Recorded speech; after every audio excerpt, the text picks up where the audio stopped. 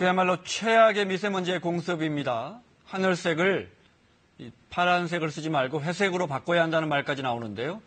과거보다 더 심해진 걸까요? 심해졌다면 정말 중국 때문일까요? 이제 우리 삶을 위협하는 단계까지 와버린 미세먼지 문제 집중 분석해보겠습니다. KBS 이정훈 기상전문기자 그리고 노은지 기상캐스터 나오셨습니다. 어서 오십시오. 어서 오세요. 요즘 참 숨쉬기가 힘들었는데 그래도 오늘은 조금 나아진 것 같아요. 네, 그렇습니다. 오늘 아침에 내려졌던 전북 지역의 초미세먼지 주의보는 오늘 낮에는 해제됐습니다.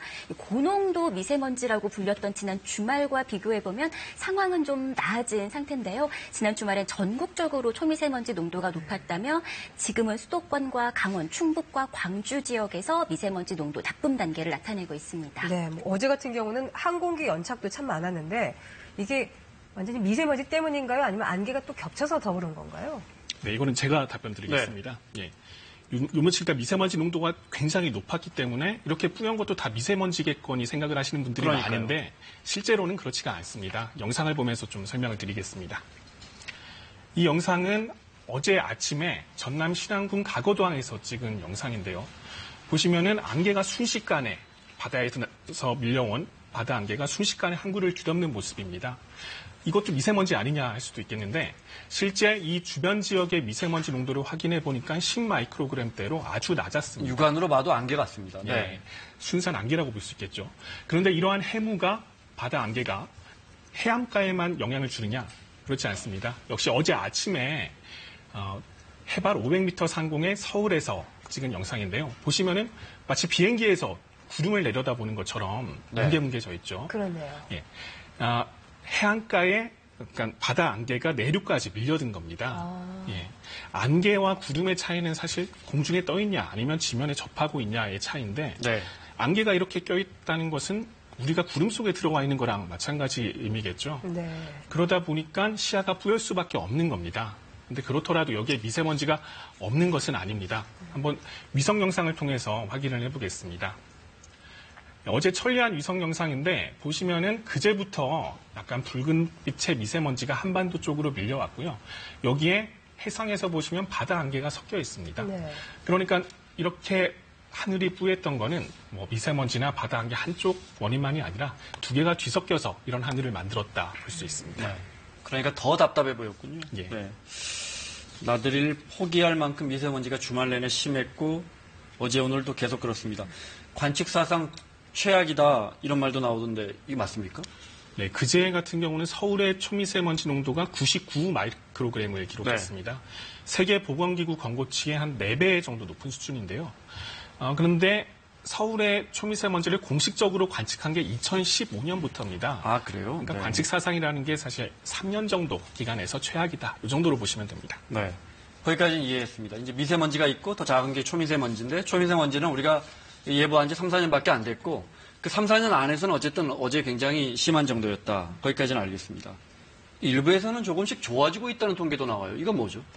네, 보통 많은 분들은 예전에는 하늘이 파랬는데 미세먼지가 최근 들어 심해지고 있다. 이렇게 믿으시는데 그러면 실제 과거의 하늘은 어땠는지 뉴스 영상을 보면서 확인을 해보겠습니다. 네. 여러분 안녕하십니까. KBS 9시 뉴스입니다. 오늘도 더위에 몹시 지치셨을 겁니다. 요즘 더운 날씨도 날씨지만은 대낮에도 스모그로 인한 연무 현상이 며칠째 계속되고 있어서 구름 위로 펼쳐진 파란 하늘과 그 아래에 뿌연 연무가 경계선을 이루며 완전히 대조를 이루고 있습니다. 눈으로 볼 수 있는 거리가 3km에도 못 미치는 이 같은 연무 현상은 서울을 비롯해서 수도권과 울산 등 대기 오염이 심한 대도시를 중심으로 해서 나타났습니다. 네, 보시면 무려 20여 년 전의 뉴스 영상인데 이때도 대기 스모그가 뉴스의 톱을 차지할 정도로 중요한 문제였습니다. 그런데 여기에서 두 가지 눈여겨볼 점이 있는데요. 여기에서 미세먼지라는 단어를 쓰지 않고 연무라고 표현을 했죠. 그러니까 이때는 사실 대중들에게는 미세먼지가 잘 알려지지 않은 시기였고요. 그리고 또 한 가지는 뉴스가 나온 시기가 여름입니다.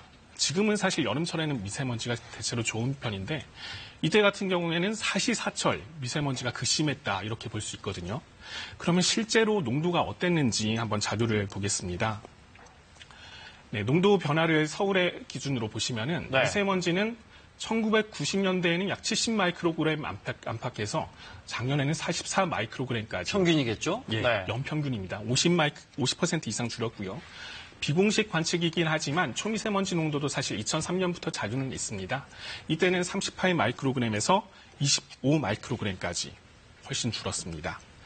그렇다고 좀 궁금해하실 게 그러면은 과거보다 성분이 독해지지 않았을까 이런 의혹도 제기가 되는데 네.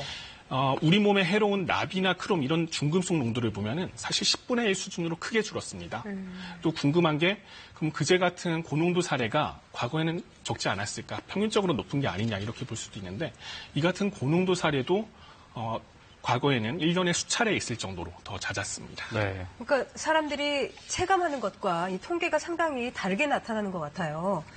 대기 측정소 높이 때문에 또 이 측정치하고 체감률이 다르다는 지적도 있던데요. 이 높이에 따라 뭐 달라지나요? 네, 물론 사람들이 많이 활동을 하는 지명 근처에서는 농도가 높겠죠. 차량에서 바로 배출되는 경우도 있고. 네. 그런데 실제 관측소가 설치된 곳은 주민센터 옥상이나 약 10에서 15m 정도 높은 곳이 많습니다. 환경부는 상당히 넓은 공간이 필요하다 보니까 이런 장소에 설치를 했다고 해명을 하는데요. 그런데 이런 걸 보완하기 위해서 도로변에 대기 측정소도 운영을 하고 있습니다. 근데 실제 농도를 확인해 보면 도로변에서 관측한 미세먼지가 일반 측정소보다 한 5에서 10% 정도 높을 뿐 큰 차이는 없습니다.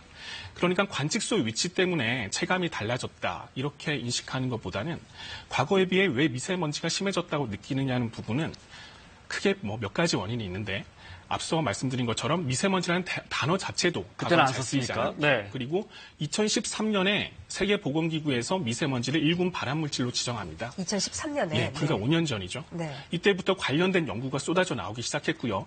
그리고 그걸 계기로 뭐 노은지 캐스터 같이 날씨에서 미세먼지를 예보를 하기 시작합니다.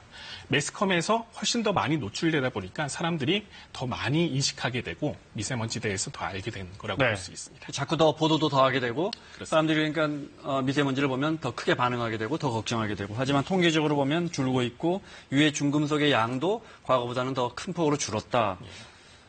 반가운 소식입니다.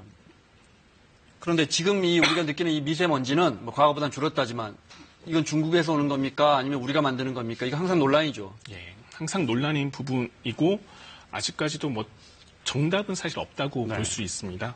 일단 최근에 며칠간 높았던 부분도 처음에는 중국에서 유입된 부분이 분명한 것 같은데 그 이후에 국내에서 발생된 오염물질들이 쌓여서 더 높아진 거냐 아니면 네.